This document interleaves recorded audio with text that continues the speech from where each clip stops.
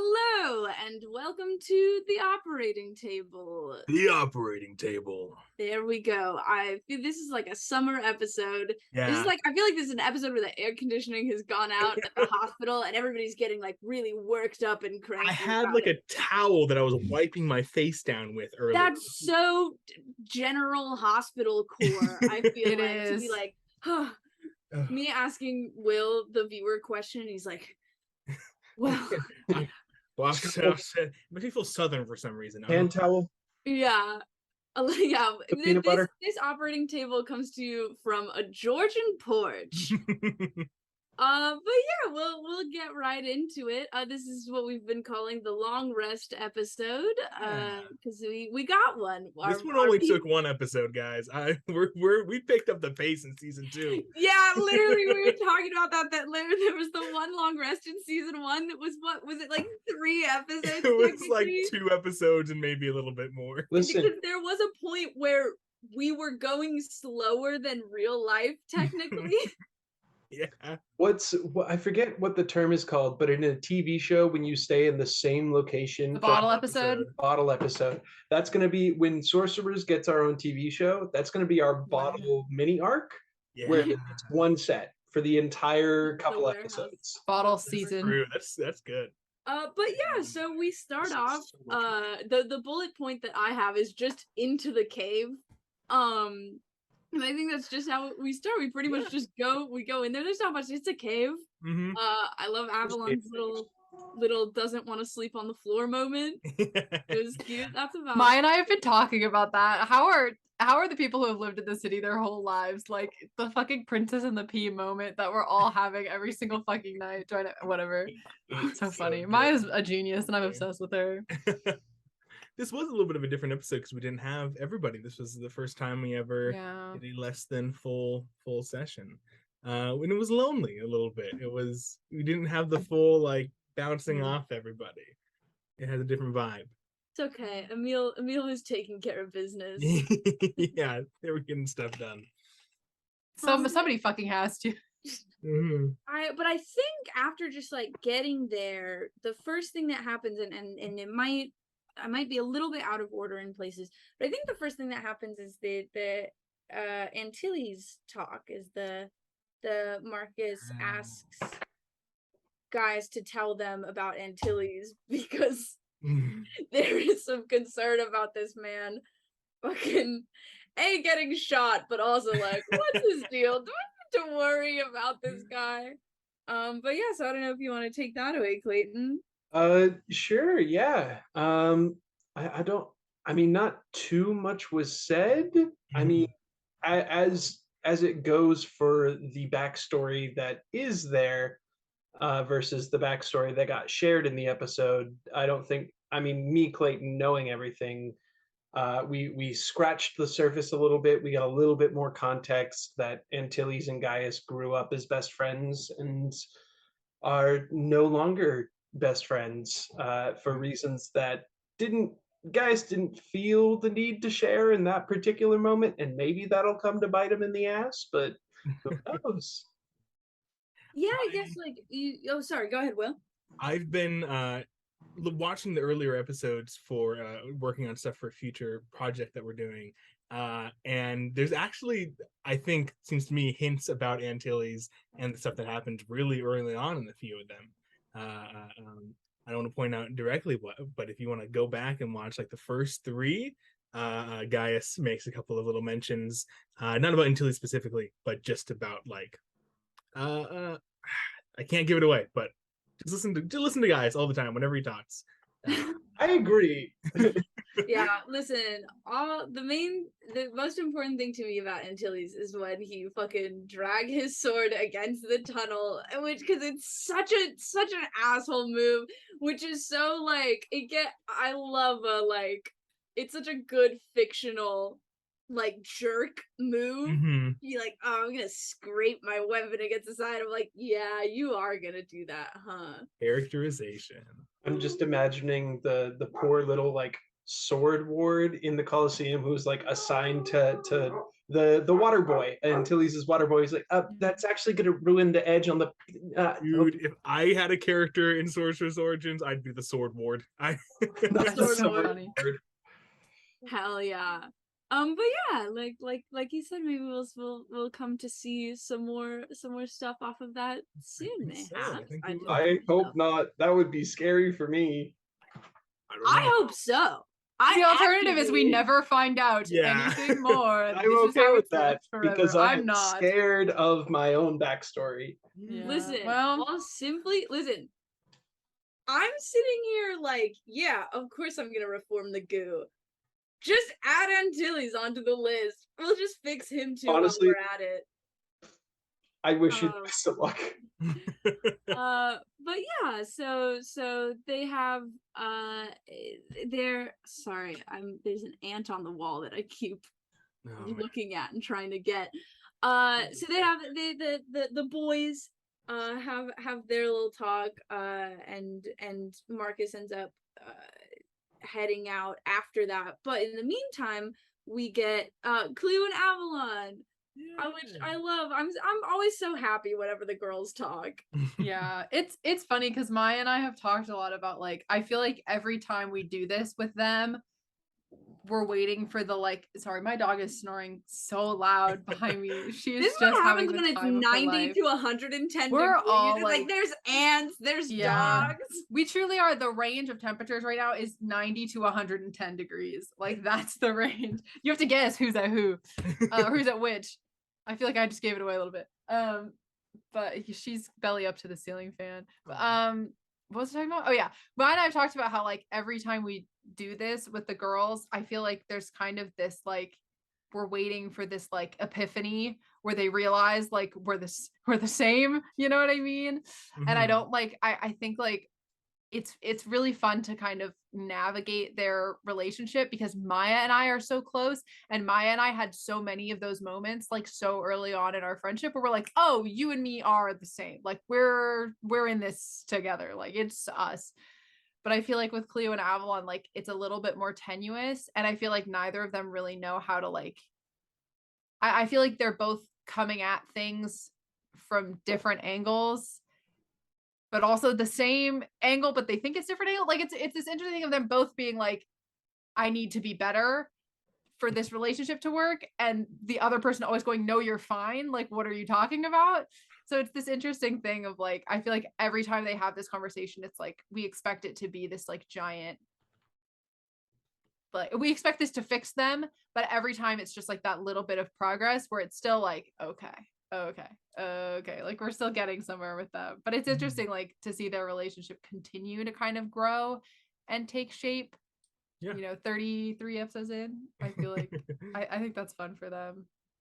Plus, I like that it's different. Like, the different relationships have different pacings and stuff. Like, I think about that in terms of, like, if you want an epiphany between two people, you go to the last long rest in season 1 where Marcus and Avalon have their little it's nothing moment. Like, that's a moment where it's two people who very, like, have this kind of explosive thing of, like, oh, like, we're recognition of the self through the other. And I think that really makes sense for them. I really like that, like, it is different with I almost said Clavalon. But it is you can Clavalon. say It's it. You different. can say it. It's different with Clavalon. I like that they keep getting closer, and each conversation is a moving forward. That it wasn't all just like, oh my god, like, both of our ex-husbands or ex-fiancés suck, and then it's like that's part of the realizing. The slow burn between the two of them. And then Arya pops in, of course. Alright, that was just a little, like, hey, if you guys want to do something with her, you can. Just like it's putting sometimes this is DM. I want to put, like, toys in front of the characters, the players, and just be like, hey, if you want to do something with this, here she is. And I think it also fits the character for, like, she saw these two older girls talking and wanted to be part of that conversation, Yeah. I love that Arya's like, oh my god, two older girls talking. I would have joined. She gets there and it's like, yeah, so, of course, both of our ex-fiancés have really just betrayed our trust in multiple ways. Oh, not Yeah. the conversation I thought that we'd Yeah, be. sorry I left you to die in your house with the politician who we killed later while I drowned your boyfriend next door. Sorry about that one. That's tough. Hmm. But yeah, but that was cute, and I really like. Gaius drowned her boyfriend. Sorry. That's right. That wasn't even on me. But yeah, I love them. I love their friendship, and I'm I love excited them for so them much. to keep chatting and keep making realizations about each other that I like.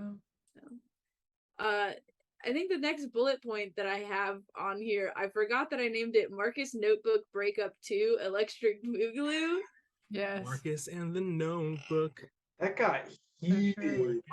We talked about this after the session. I don't know what it is about the Marcus Notebook conversations, because we are being a lot of like drama in this show. Like people get mad at each other, there's tension. Something about the Marcus Notebook conversations are consistently so intense. Are consistently so intense. And I feel like it's because both of us are really like do a good job of being in that character's perspective when we need to be in that character's perspective. Like Yeah. it's a prop to us of really being able to fully like capture what the other person's thinking, but they're interesting. They are. The Notebook, and we don't have a good name for the entity that is within the Notebook. We mostly just refer to it as the Notebook. But I feel like I have a better grasp on that entity's like personality and intentions and wants than I do on a lot of the other ones. Like I know their characters, but like I feel like I understand who that thing is. And so that makes it very easy to role play them, especially on the fly, like we do with Marcus a lot. Well, it's interesting that you say that, because it's like, and this is not like, again, to be clear, this is not anything that you're doing, but like I don't think Marcus has that clear grasp. I think that's part of like the problem with these two, is that like Marcus doesn't really understand this thing's intentions. When they are understood, it's in this weird thing, because the earlier breakup that they have, which is not a full breakup, but the earlier argument that they have is Marcus being like, I'm not your tool, like I'm not like, because he feels like he's kind of just being used as like the physical thing that this thing needs to do what it wants, and that creates tension with them, is that Marcus is like, I'm not just that. And I think like it's interesting, because I love that Will's like, oh, and it makes me want to know more and learn more about this entity. It just like, it sucks, because again, this wasn't the Notebook's fault, but the shit that happened with the Wild Surge, it's like, who else is Marcus as that character supposed to look to and blame, of like, hey, you gave me these powers and then they fucking burned me alive, like what's happening here?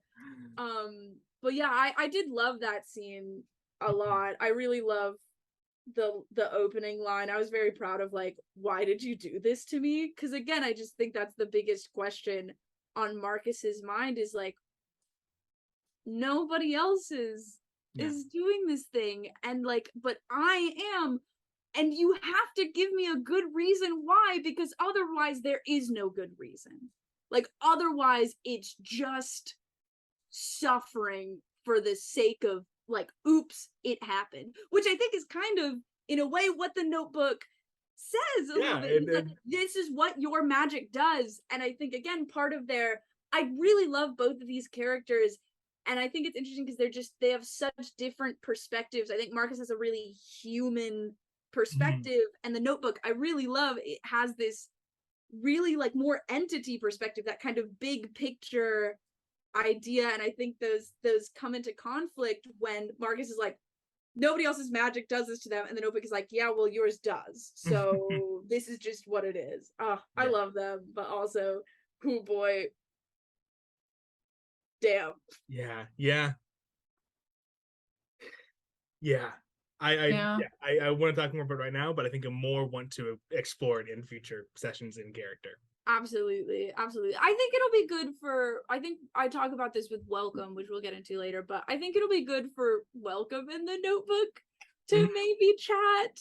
And like I feel like it'll be good for Marcus to see that happening. I really like the Notebook, and Marcus really is like divorcee / like marriage on the rocks, but we both have to like raise our kid. I feel like that's really gonna help them, is being like, okay, we have the same goal when it comes to this person and this creation. Maybe let's start there and find ways to meet each other where we're at. Yeah.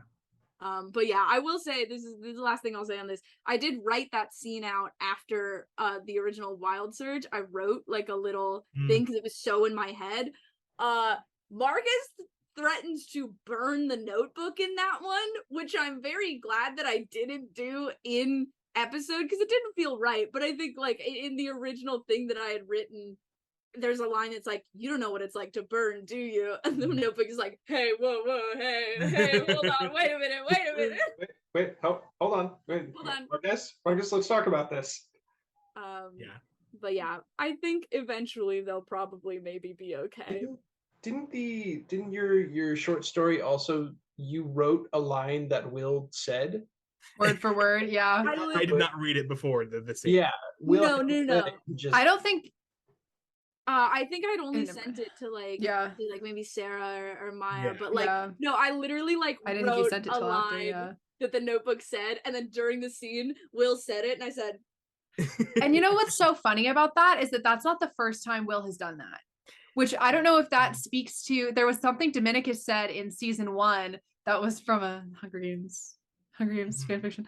But like I don't know if that speaks to like Will translating these characters to us well, that we can guess what they're gonna do in a situation, or if it's just how well we know our good friend Will Peña, or if it's how well Will knows us. I don't know, but I feel like there's an interesting question there of like, this is not the first time that's happened, which I think is so cool. I remember it also happened, I think, after the fire when Welcome was like, it's gonna be okay, more like it's like petting his hair. Because there's an exact oh my god, line. You literally say like it's okay, like you're not falling, and that's like word for word. That's a line in a Good Omens fanfic. We need to stop. We can't bring up any more AUs. We have to keep some mystery alive. I feel very good. I really appreciate. So good. Works on whatever.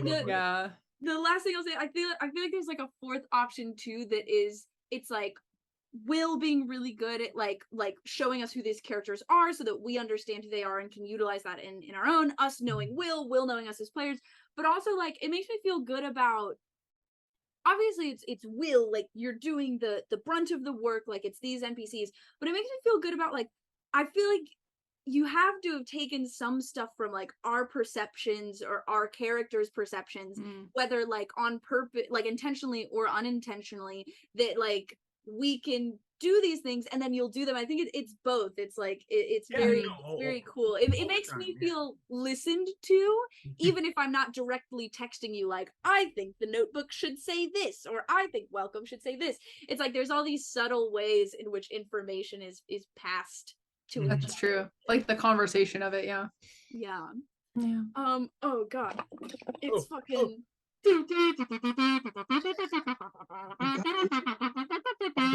I'm so glad this works. I'm not ready. I'm so glad this works. I am always ready. Yeah, rip that face mask off. Grab an ice cold lemonade on this Georgian porch where we are opening up a man, which is the episode. Unsweetened iced tea. Unsweetened iced tea. Yes. Sweet. Hello, welcome to the Operation Smoke Break Don't Smoke. We take a break from the conversation to have a fun little activity. I didn't come up with a name for this one. I was hoping to find like a clever name, and I didn't, but I will say that this one has required the most research from me. Okay. After doing the thing.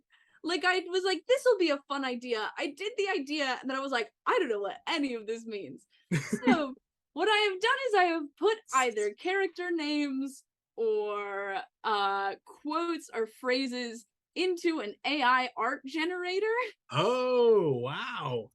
And you're going to tell me either which character or phrase or whatever that it is. I'm excited. So I'm gonna You're gonna give us like the category, right? Of which we're of what I it is? think if you need help, I do need Okay. screen sharing.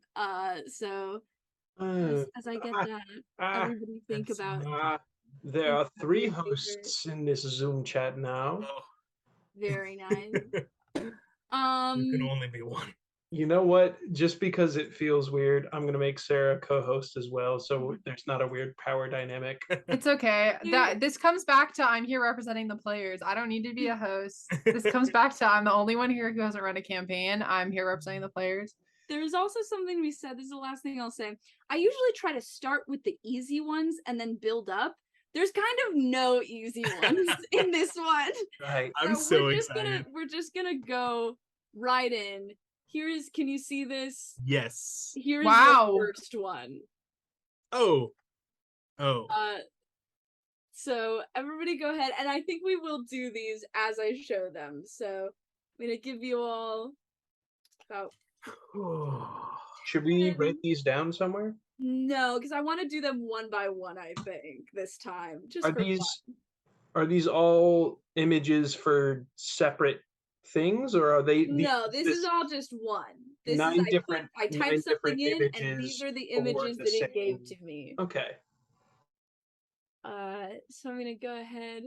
Give me about 5 more seconds. Go ahead and just raise your hand when you're locked in. Just a good idea. Yes, I don't really know. All right. Let's start with Clayton on this one. I'm pretty confident in my answer, but if I'm wrong, I'm wrong. I'm gonna go with Ranch Valerius. Okay, Oh, that's a good very one. good. Sarah?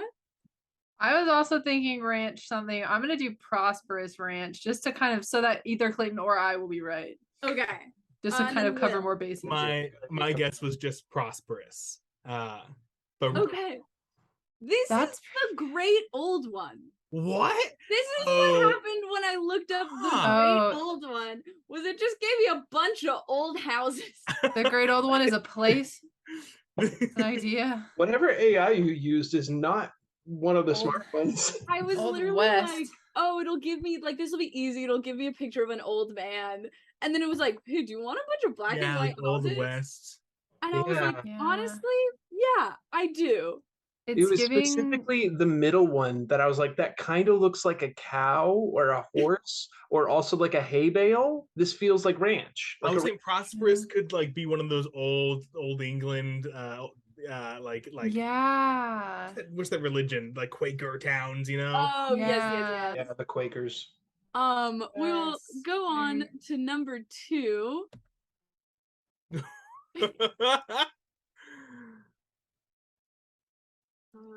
Oh. This is What football team are we pretending that is? You just Google football teams really quick. This is Oh, is I that had to cheating? do a lot of research afterwards to try to To figure figure out out what was it going was on? trying to do. This is I also hate the giving top great left old one to I'm me. sorry, the eyes on the top left. I can't. I know. Can't look at them. This shit Or is like the fucking bottom haunting. right, which is almost just a normal picture of a man, but the eyes are just slightly fucked up. It's something Uh, with like the corner of the mouth is really upsetting. What You've fucking got, like, football? Go ahead and Joker raise your hand once you have an idea of who this might be and you're locked in. Football players. Sports. I don't know.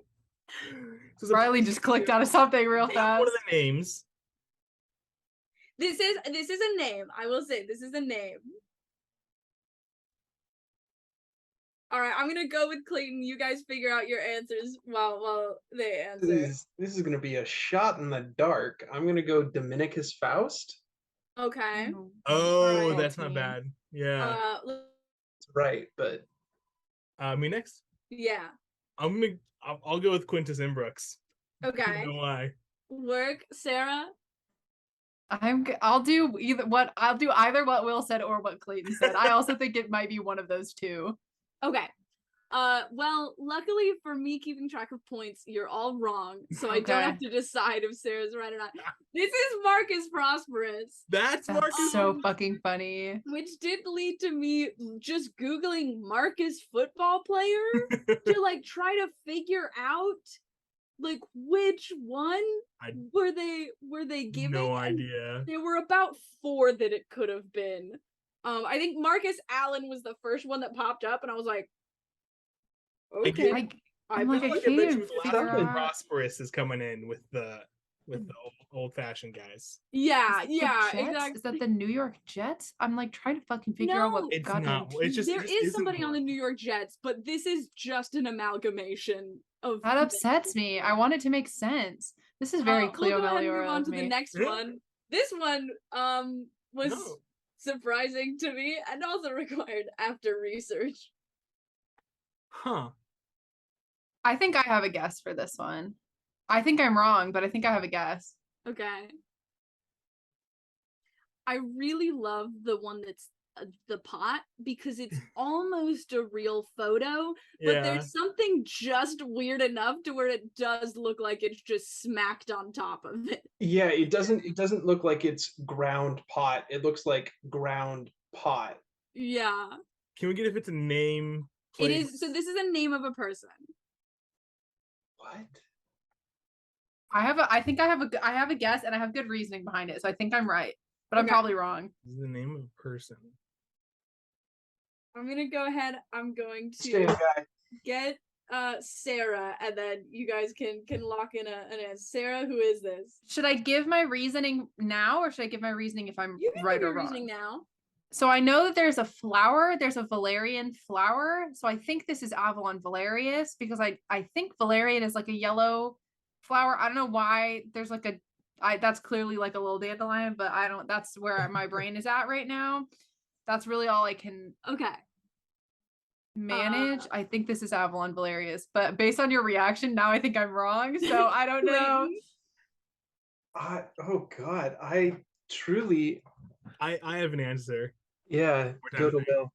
I'm gonna give the long lost cousin Emil Celery is my guess. That's good.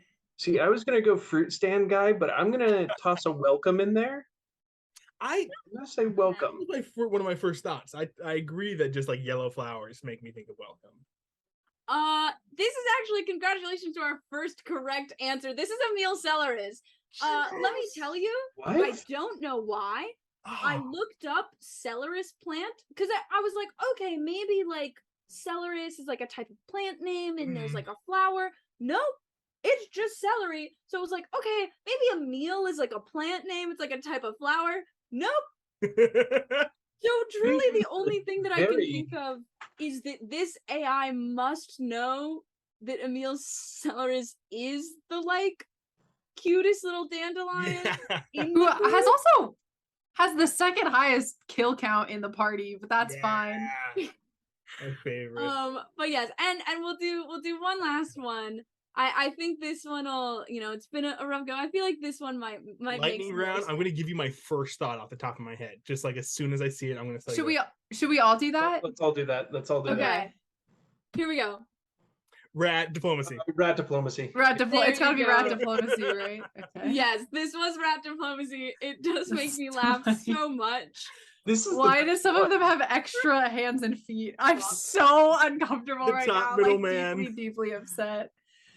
I love that, Your Honor? this one is just a rat. Yeah. Ladies and Not gentlemen even of the being jury. diplomatic. Look at his little hands. I think he's very diplomatic. But yes, this was rat diplomacy, which means that Will has won this round. Good. I don't want this gosh. one. Will can have this trophy. Which I feel like makes sense because this whole activity was very goo coded. This was very the great old one. This is my first solo win on the smoke break. So. Oh wow, exciting. Yeah, I looked up both Cleo Meliora and Gaius Maximus, and it was all just like the old drawings of people. Mhm. So I was like, I need some of the weirder ones. And then it was like, would you like just a plant? A I was like, flower? I actually feel good about that one because I feel like my reasoning was close enough to the AI's reasoning that even though I didn't come to the same conclusion, there's something Yes. in my. But that was the mid Operation Smoke Break. Congratulations, Thanks, Riley. Will. Yay! The you, right Riley. to go home just mid operation. A half day. All right, guys, masks back on. We got to get back in. Masks back on. We've got to Into save this a person. goddamn life. So yeah, so we'll get back into it with the Sending sending. to Madigan. Good times. Good fucking times. Did you write that sending before the session or during the session? Like during? I wrote it, but yes, the short answer to your question is yes. I wrote what I like. I had a draft. If everyone was like, just say whatever you want, and then I had bullet points of the things that I thought were important for Cleo to get in. And then I asked, and they were like, "Oh, how about these things?" Which were all good things that weren't on my list. And I said, "Let me run another draft real quick." Run another draft. Sent it. Good times. Yeah. I love the 6 days have passed in the prime material. Yeah. I know you fucking do. I know it's just in the very first campaign, Dungeons and Dragons campaign that I ever run. I was about to say, can I talk about the MS3 yeah, please campaign? do. I prefer if you did. Yeah. We see what's gonna be hard is this was quite a while ago, so I hope I'm remembering this correctly. We were also in. There were dinosaurs. Was this before there were dinosaurs? Was this before or after the Thor Ragnarok arc? This is before the Thor Ragnarok arc. Yes. Okay. So we were somewhere.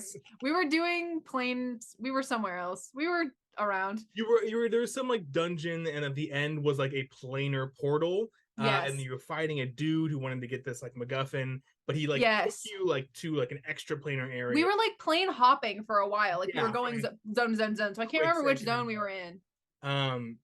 But you came back and it was just one fight. It was one combat. Like in world, it must have been less than a minute. But 3 months had passed. That's too many. Well, and then Matthew's character like yoinked Maya's character back to the real world. With whatever spell, because I think we were in the plane where the spell was supposed to send you to, so it sent you back instead. Yeah. And then Maya showed up like in the like King's war room or whatever, and he was like, "Where have you been? It's been 7 years." And Maya was like, "What the fuck?" And we were all like, and I like was so new to D&D, did not know any lore, did not know that that's how the Feywild typically works. This shit blew my fucking mind. I had no idea this was coming. I was 6 days doesn't feel too bad now, actually. That makes me feel better. Knowing that Will sent y'all like 3 months and 7 years, I'm like, okay. Again, it was like my first D&D campaign. I was like, it was awesome. I don't want to do that for this. Cool. It'll be cool if there's a war going on. That would take a long time to start. Let me just put him away for 3 months. It was awesome. When it totally worked, and the war was awesome. Remember when we blew up the fucking... I still remember there was something that happened. You were like, okay, you have 30 seconds to get out, and pulled up a 30-second timer on your phone. We're like, how are you getting out? We were like, that was all freaked out. I remember Matthew like you better never bring that to the Zoom session. I want people to know that Sorcerous Origins is me DMing with the weights on, with the Rock Lee just like leg weights. Oh my god. But yeah, I'm glad to hear that the +1s are okay. Like that was good. Is I was like, I know they're with the Telnari. I feel like things aren't. Will is not going to fuck us so bad, like on a. So I'm glad that they're okay. The 6 days it's 6 days, which is alarming, but I'm glad. I think it even got mentioned in the episode. I'm glad that it wasn't like, hey guys, you need to make it to the Rift by September 15th, and if you're not there, everything is screwed. Because 6 days is still like, it raises stakes. It's like, oh my god, time has passed, but it's not so bad that we're like, oh, we are screwed because time has passed. The two things about it, one about the timeline thing is, A, we're not on a counter, and Sarah and I panicked a little bit when we heard it, because in the other game we play together, there is currently an active counter counting down numbers and days count. The end of the world. But in this one, we don't have a specific calendar. But the other thing is, if we're not in the prime material plane using magic, maybe that's good. Yeah. Maybe it's good that we're not making a lot of noise there. The other thing, though, is I think it's very funny that Cleo made Gaius tell everyone else. Cleo really pulled up to the Feywild and was like, nothing else matters anymore. Like nothing. This is a safe space where I can just kind of do whatever I want for a little while. I'm like at a point in my life where I can't be bothered like to give a fuck. She really just rolled up to the Feywild and was like, I'm just gonna do whatever I want for like 3 days, and I'll see you guys later. Like this is my vacation. This is my day off. Like fuck off. Oh, she really just could figure out how time is passing like in comparison to you guys, if you had more data points, if you Yeah. did more Yeah, setting. we only have this one reference Yeah. point. Yeah. Well, and then another Cleo special. It's a new Cleo special. Is fucking Legend Lore. Jesus Christ. I had a blast. I had so much Yeah. fun was writing that awesome. During prep. Oh my goodness. You're was so so cool. good at the weird, like, kind of like rambly, but like rambly but significant. Miss Miss her writing. soliloquy. Yeah. Yeah, you've always been good at that. It's always so like, oh my god. Yeah, what do I want to say? There is something in that monologue that I don't believe any of you guys have noticed yet. That at least you guys have not pointed out in any of our Pull it up right chats. now. There is something. Comment below if Yeah. you think you I would know love to what hear. Will is talking about. Will, can I make a shot in the dark? You don't have to tell me an answer. Is it about the word physic? It is. Notice you said physic and not physics. It's Only that one. is good to note it. That's just because it's fun and it sounds cool. And instead of laws and physics, I was like, that feels very modern. I wanted to put it back a little bit, so it's law and Gotcha. physics. I've been sort of You're caught in on the it, right 'cause I zone, know though. You're in the right zone. physic is Oh, like rats. a That term was they not use what my in guess. Shakespeare to describe like the body and health. Mm-hmm. So I was like, But interesting. no, that was all very interesting. Again, like we talked about this on another operating table, but with what Regulus has just said, and it's interesting because we're now getting multiple accounts of things, and it goes back to that fun question of to what extent do we, I wouldn't even say believe, because I believe everything that the divine her is saying, but it's interesting because we're getting all these different, like, Who kind of wants the great truths. old one to be awake or asleep? And Yeah. why Yes. do that? Like, there's multiple factions. Yeah.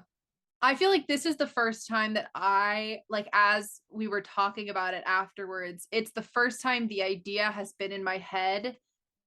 And maybe this says something about like Cleo's relationship with her origin and the way that Cleo like is kind of, I think the most like hip to her magic, like the most like cool with it and feeling awesome about it. Mm-hmm. That this is the first time that I've really considered the fact that what we want and what the origins want might be not at odds, but might be different. Like we might have a different goal from them. And again, like I don't think that we're gonna be like fighting them or anything. I don't think we're at odds with them.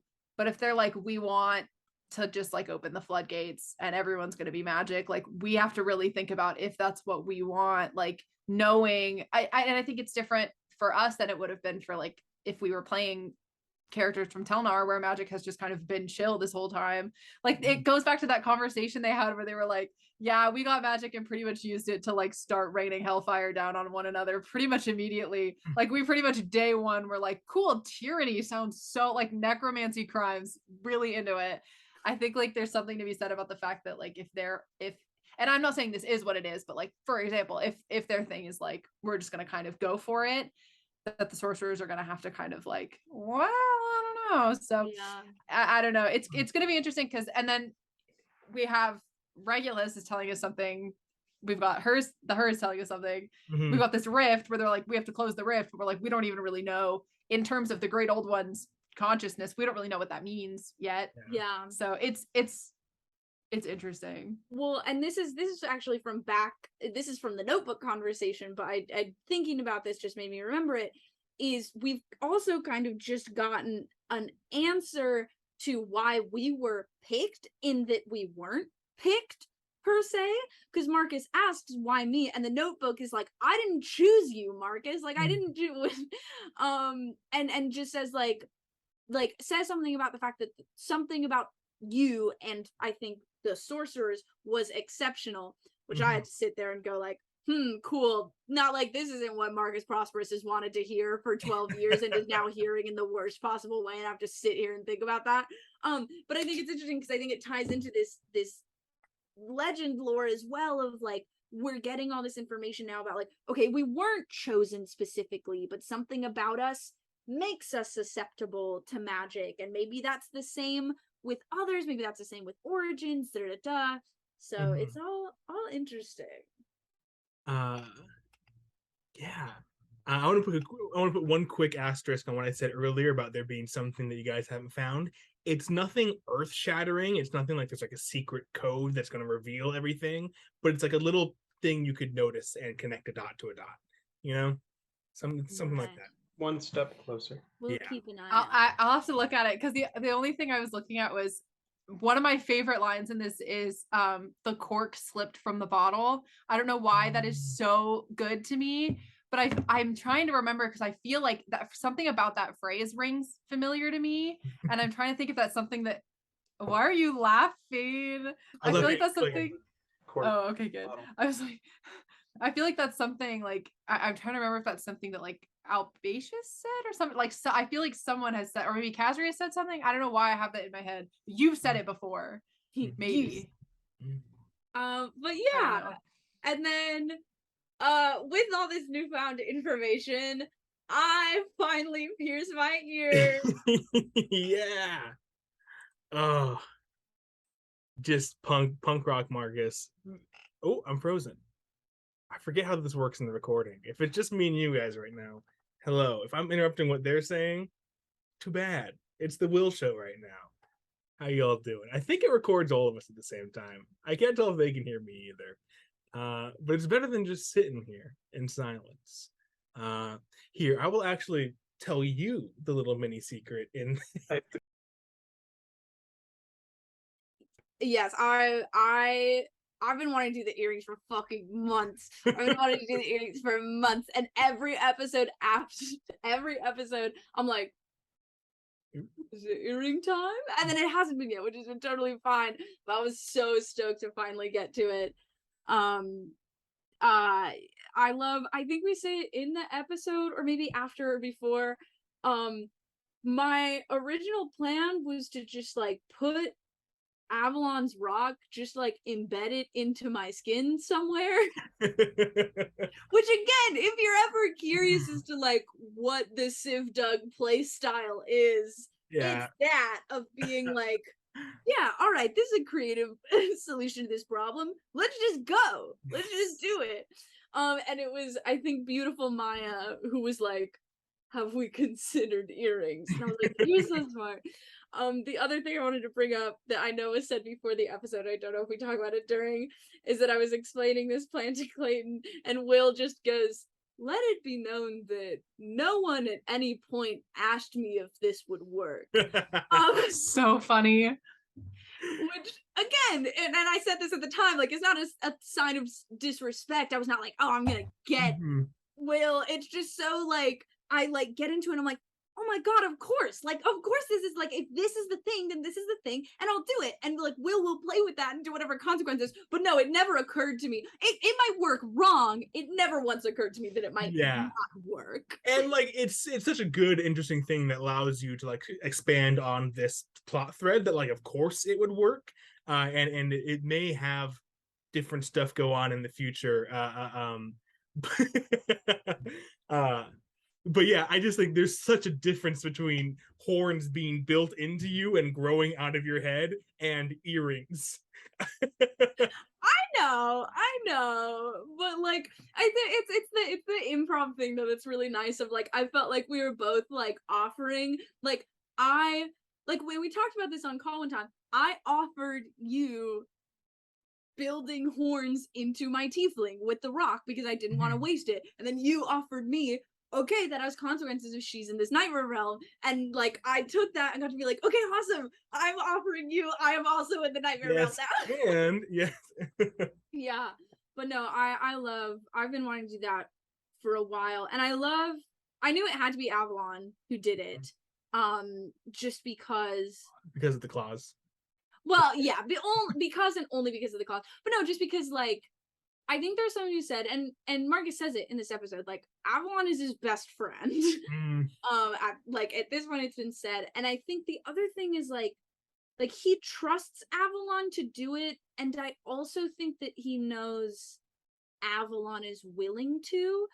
Like, you know, for example, like Marcus trusts Cleo as well, but like I think he knows that like Cleo would be really worried about that, and like he's not gonna make her do that, because I think at some point I think there's a little bit of desperation in this, like especially now that the +1s are gone and we know they're safe, but like ever since Marcus realized Welcome is in there every night alone, there's been this thing of like I did that to her, and like if I can't get her out, I have to at least be there while she is. And so there is this, and again I think post Wild Surge that desperation is increased a little bit of just like being, and in a weird way, because even though this is a fucking crazy thing to do, and if things had gone wrong it would have been so much out of my control, in a weird way this is a way to gain back control. You know, it's a way of being like, okay, we're gonna do this, I'm doing this action, and like we'll go from there. Black eyes Marcus for a second. Stop it. Literally, I was on the phone with Jake. I was like, it's so different being not in the session and being like, yeah, I know that like theoretically this could like have some consequences. Like I know that, I'm prepared for that. It's so different being in the session and you being like, yeah, Marcus's eyes go obsidian for a second. You're like, oh my god, it's having consequences now. Well, how many times have you tried to like give Marcus a fucked up eye in some story or another? There's always something going on with Marcus's eyes anyways. Later on, Riley asked me on a scale of 1 to 10, what would like the consequences be of like if the I had failed, eyes? yeah. If you'd failed that save. I just want the audience to know the answer is either 3 or 8. Which is so scary. I would rather it was just one number. I would rather William was like 12. The fact that it's 3 or 8 is like, this is alarming. I don't like that. Yeah. But yeah. One other thing I want to say on, especially on choosing Avalon and choosing Maya, like we said about Gaius being like very heroic, and I think a lot of Clayton's characters are heroic. Maya and her characters are always. Yeah, we did. Remember what you did? Yeah, it because wasn't. I don't. Anyway, Maya's characters are often very, very noble, and I think Avalon especially is very noble and will help you do the right thing when asked, and it's just a good partner to have in an endeavor like this. Absolutely. And later on, giving the notebook to her before you go to sleep. Again, it's just someone who can be trusted with something like this. Yeah. Absolutely. And then I sleep, except I don't, which again, that is something that does not escape my notice. Is I theoretically knew it, and then we're playing it in session where I have to be like, fuck, Marcus is now conscious 24/7. And Welcome technically also is, but has the both curse and blessing of forgetting it all in the morning. And like, boy howdy, it has occurred to me, and it had previously, but it's really sunk in of like Marcus does not get the luxury of forgetting. Marcus is now awake all of the time. All of the time, and remembers what happens. And I'm like, boy, let's get I should make a table for the dreamscape that you end up in that I can roll on. I'm gonna do that. Cool. Very fun. Going back just a second, Maya's not here to really talk about it, but she cast her custom spell. Oh yeah. Yes, Claim. She cast Claim, which is very cool, and it's the first time that anyone gotten to do that. Yes, I don't know if you want I'm to very say excited. Clayton. Sure, I can talk about it. Yeah, I was not expecting it to be. This is not like not a dig. I didn't expect it to be Marcus. I thought through and through this was going to be Augustus. It was cast on Augustus. Like the first time she cast it, yeah. Yeah. Gotta go find the actual spell. I know she doesn't say it in the episode, and I don't know if because you ask, do we want to say what the spell is now? She said we'll wait. So do we want to say it now? I won't say what the spell does. For sure. There's one thing that I won't say it because this is the material component, I worded this specifically in this way for Maya to play with it. The material component is something to hold. Aw, Stop, that's so good. I hadn't noticed that. I did. Oh, that's So really I threw great. that in there to give Maya an excuse to hold Augustus's hand, but no, hold Marcus's bleeding, pierced ear. No, I love that. That's Shouldn't such be a good believing detail. But yeah, no, it's very cool. I think we'll probably find out if somebody tries to do something that spell stops us. I'm sure we'll get into it in the episode. But that was great. And then bam, I'm in the nightmare realm, just crawling on dismembered body parts, Arms. finding my girl. Yeah, I love her. Mm-hmm. I love Welcome. What's up, Clayton? Toy Story 1, when Woody Oh, gets I had thrown to leave the theater. I had to leave the theater in Toy Story 2 at that scene because it scared me so deeply. Oh, It was 2. It was 2. I was thinking of Steven Universe. There's these like arm Yes. monsters. Yeah. That was my main inspiration. Yeah. I love Welcome so much, Will. Yeah, I'm glad I got to play her again. She's wonderful.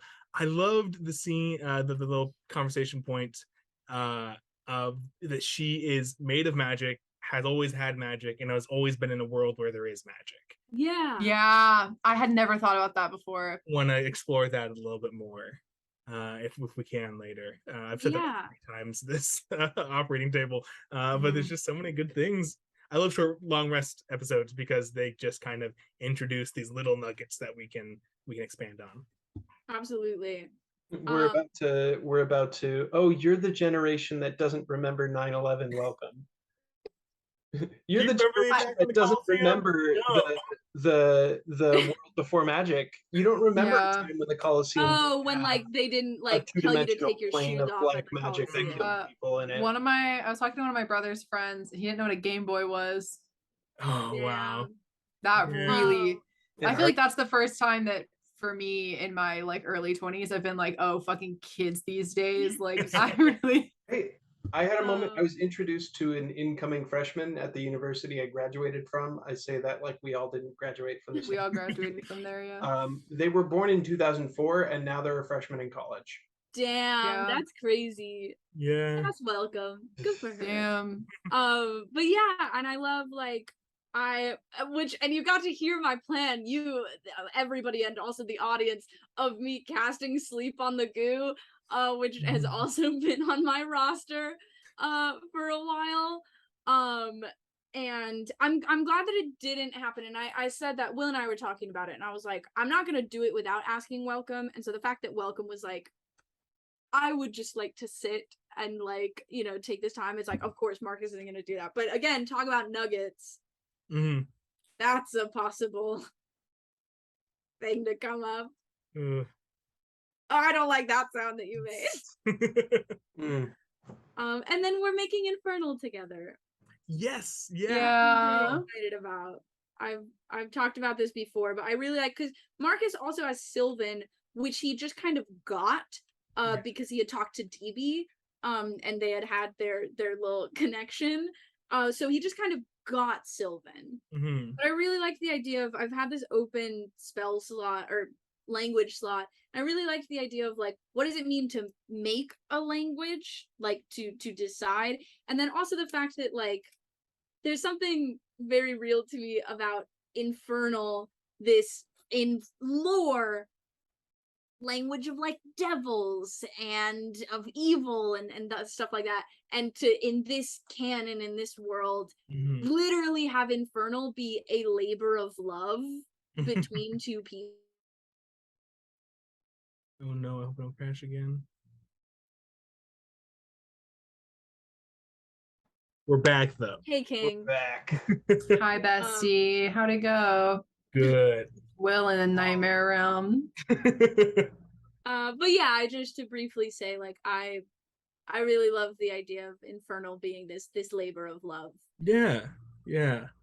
I thought I might use this later in like if we ever get to the point where like, oh, you're taking a long rest and we're just moving on. I'm going to have like a quick little snapshot of the dream realm.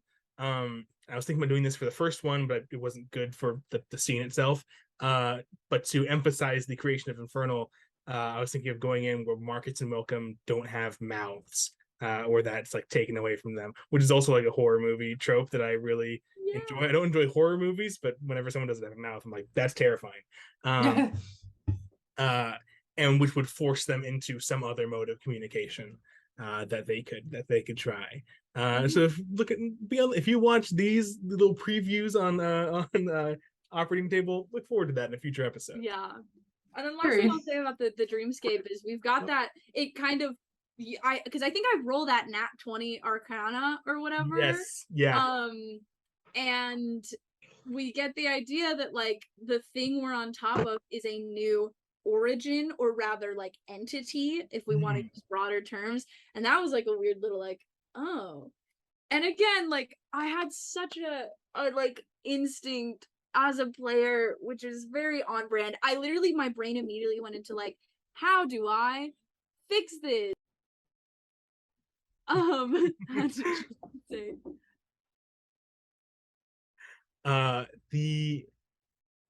know if I want to say this right now. Oh, if you're back, Riley. Yes, I am back. Sorry, I will say the last thing I want to bring up is the origin and the new entity kind of happening. And again, I was just gonna say, playstyle wise, again, I immediately went into like, how can I save this thing? How can I get this thing out right now? And I had to kind of be like, I don't think I can. And I don't think that's the point of this scene, but also I don't think I or Marcus can do anything right now. But it is interesting because again, talk about nuggets. Like it's this thing of like, oh, we know something else is in there. Yeah. I will save the thing that I might have talked about later. I will future thing. Gary. And then finally, the iconic line the two of us made our Discord statuses that very night. There's a wolf. There's a wolf in the hen house. Here's the thing. It's happening. It's happening. Yes, I guess it is about Gaius. I'm more worried about Augustus. We could talk about Gaius, but we'll be fine. Here's the thing about Augustus. Is number one, time is different. So like we don't know if the same thing is happening to him at the same time because multiple days have passed. So that's gonna be really interesting to see like when we get back, if we're like, hey, did you guys have a thing occur? Did you guys like have like a but also I think I've talked about this to somebody before. Honestly, the Telnari is the best place. Like they're the best people for Augustus to be with right now. Because literally, like we even saw Enola like do that dog magic, the wolf magic, and like dog magic. Yeah. The Augustus at the time was like, "Hey, don't do that without asking," and I was like, "King, he's right." Set your boundaries, yeah. But again, like these druids, these shapeshifters, these people who understand magic on that primal, like, or not primal, but that more naturalistic and nature level than farm the to table arcana base thing of Imperium. Those are the best people. Augustus is gonna be fine. We're in the cave. I've been trying to keep good track of what the moon is on the prime material plane. I think I did mess up. I described it once in going to the Prosperous Ranch. And I also described it the night that Clayton, when Gaius like went up over the forest and like was just trying to figure things out. And I think I like mentioned it was a new moon on one of them and maybe a new moon at the same time. I don't know. So we'll have to figure it out. But 6 days have passed, and that it will be that's a good chunk of the cycle. So yeah, true. I am, now that I've thought through it, I do think Bronwyn could dog sit Augustus. I do think Bronwyn would just scruff of the neck that. So I think that's probably fine. I feel very good about Madigan's capabilities as a cleric to kind of just figure this shit out. Yeah. And also just as herself, as a as a career woman. but yeah, But I don't know. Wow. Yeah. Wow, So I Sarah, think- you're gonna make a woman handle a man's issues? I think having a woman handle something on a lunar cycle, I think, is as God intended. So yeah.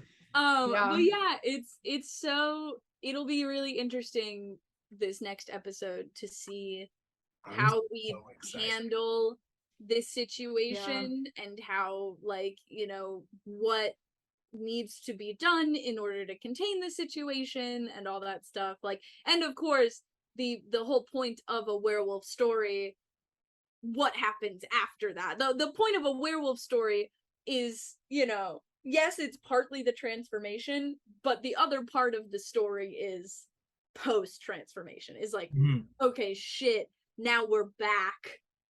Yeah. What do we do now? Yeah. So I'm excited. It's gonna be cool. I'm very excited for the next session. Clayton and I have talked a bit about it. It's gonna be very interesting, different from anything we've done before. Yeah, super cool. Winter, man. Another Dino Wars. I have a question. What is your question? And this is something that I know we've talked about in like our outside lives, but I don't think we ever talked about it on the show. I want to.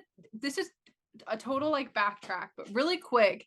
When you did the shit you did with the direwolf business in the gala, like originally, how much did you like intend to werewolfize a sorcerer? And like, did you know which one you wanted?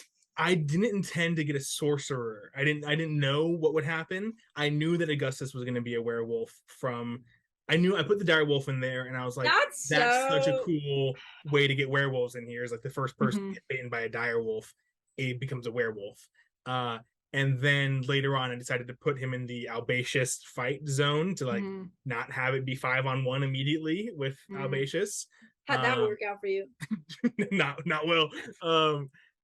And so I didn't know, and that I like consciously I was like decided I don't know who's gonna fight them. I don't know what their constitution score is gonna be when they roll that dice, and it just happened to be Gaius and a low roll. So this reminded me of something. Not the episode we're talking about. I think the one before that. I couldn't tell if it was as Cleo or as Sarah talked to Tybalt and are like, nothing's gonna happen to us in the cave though, right? Like we're gonna get to spring and you're not gonna pull any bullshit, right?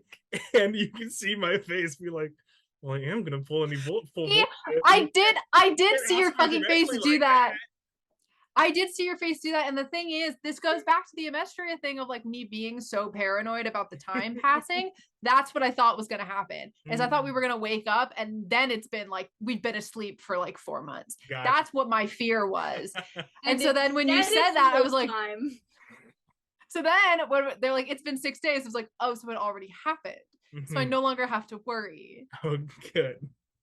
But yeah, at that point, I didn't know that you guys were going to be stopping by winter because, of course, we're going to do the whole cycle. And I was like, well, yeah, but you're not supposed to ask me like that. Don't sorry, my bad. You're being so direct. But yeah, so I guess we will find out next time, and we might as well finish off little viewer question. You can submit your viewer questions by commenting on the this very video down below, emailing us at diceoperated@gmail.com, or DMing us at diceoperated on Instagram and Twitter. So this is from Jamie. Thank you, Jamie. Thanks, Jamie. Sorcerous Origins is set in a kind of ancient Rome adjacent setting. How much does genre affect the characters /plot /gameplay of the campaign as opposed to a more traditional like high fantasy setting? And I don't know, Will, if you want to start us off, just because you're the one who decided the genre and the setting. I've talked about the like ancient Roman setting and like a retelling of Julius Caesar before, so I won't go on those points. One thing that I think made this, and especially season 1, very different from other games that I've run, other high fantasy games, is that everything in season 1 was happening to like normal people who a lot of them had like family and relationships inside their home city, and so places they could go to, places to like Marx's workshop, or there's like the Valerius estates. And like Gaius's parents' house. Like there's a episode early on where Gaius visits his parents, and I'm like, oh, that just doesn't happen a lot in other campaigns unless they like happen to be passing through that town.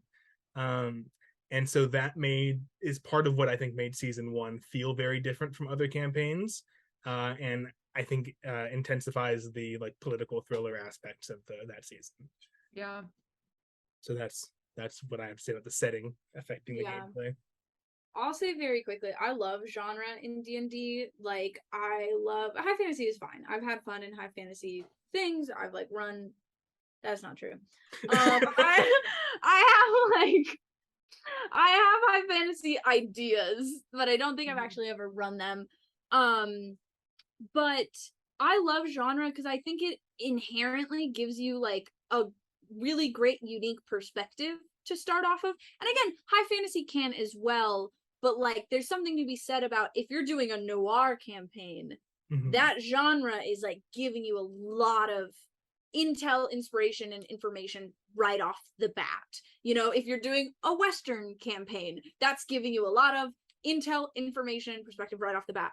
And so the ancient Rome, the like historical setting and genre was really fun in that it immediately, like, I think it was actually Jake that talked about statues.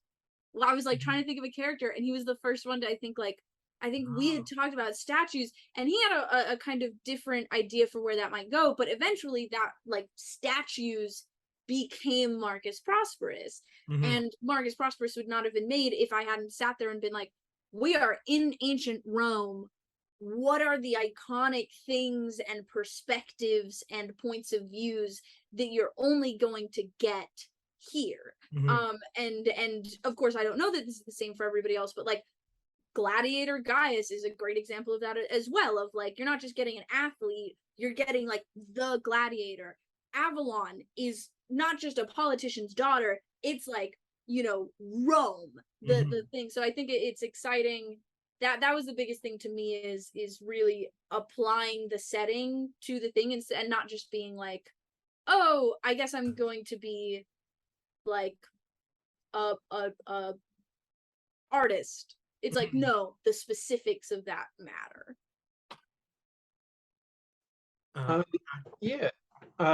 Sorry, I'll go next. For Guy specifically, similar to Riley, I was like, oh God, what do I do? Gladiator. I love fighting. Gladiator. So that was an easy pick. But it is interesting looking at how, aside from the gladiator aspect, how the character of Gaius is influenced by the world, because there is a thing of characters fit better in certain genres. Like high fantasy is better for exploring certain aspects of character than something like Curse of Strahd or something like Wild Beyond the Witchlight, which have very different tones and themes. So for Gaius specifically, I guess it's been interesting because he started the game as, yeah, I'm just a gladiator. I just fight and I'm loved by everyone in the city. And now there's season 1 was all politics that he had never had to do before, which I didn't realize going into it. And I knew there was going to be politics. Will had said that, but I built a character that wasn't very political. So I went into season 1 like, oh, okay, how do I make this applicable? So there is a bit of, you make a choice and then it's like, okay, that worked. Okay, I'll have to work more on this. I think that Guy's season 1 was very fun about just being a public figure, like being someone who's very famous, who's now involved in this. Because like, not to be Cleo on main, but I think that is inherently political. Like, I think having fame in a politically driven society, like, I think not taking a side is taking a side. And that's how I feel. I agree. And that reveals a lot of the amount of the 1975 that I listen to. But I think that says a lot about me, that's my opinion. But and it is my opinion. But I think that would be Cleo's take here, is I think that there's something very interesting in the ways that can become political. Yeah. I'll just say, whether you like it or not, it's very funny to imagine Shaquille O'Neal being kind of like becoming a sorcerer by the government, and then having So to be funny. like, "Hey guys, Michael it's Phelps. me, Yeah. Jack, but also I do control lightning now, and also So funny. war is happening." I haven't seen the new Space Jam, but isn't that what the new Space Jam is about? Like, is that? Pretty sure that's what happens in the new There's Space Space Jam. What about you, Sarah? I don't really have a lot to add. I basically yes to everything that's been said. The one thing that I'll add that I think has been really interesting in season 2 is I think especially with the Feywild, the idea of like this is the first time people are experiencing these things. And I know we've talked about this before with the Feywild, but I'll reiterate like not having those cultural touchstones to not like, for example, say your name when someone says give me your name, like that kind of stuff. Like we don't have the like trying to be like not only the navigators but like the trailblazers in this world of this kind of uncharted territory of like everything. I think that's the thing for me that's most affected like the way that the game is played. Yeah. Is knowing in your heart like I don't know, like when other parties walk into the, that's basically all. I just think we sort of we don't have the advantage that other parties have of kind of knowing what's going to happen when you go into the Feywild. We've kind of had to figure it out for ourselves. And I think that's really interesting for Cleo as a character who's so based in like history and kind of, she's always been kind of conscious of her place in history, that I think for her and playing her, like there's kind of this sense of like exploration and discovery that I think I think it's very fun to kind of explore and discover, if you will. I think one more note just off of that in the character creation, the other aspect of this campaign and creating characters for it is that you guys are all normal people that get sorcery like into the first session. So it's not like when you're creating characters for other campaigns, it's like, oh, I've been a knight for a while. These are some of the things. Yes, yeah. Like this, you just had to create one fairly normal person who lived in Rome, that fantasy Rome during this time. Create an NPC. I'm sorry, they were supposed to be fairly normal.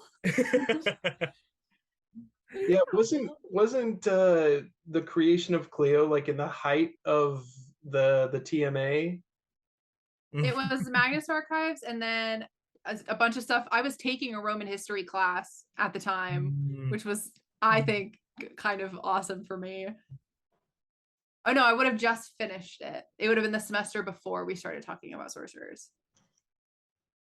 Well, I think we'll go ahead and finish it off there. A successful operation. Yeah, thank you, Jonathan Sims, operation. for Go cool off unless you're watching this and it's already like winter, in which case, fuck you. I'm just kidding. Get fucked. It's 80 degrees.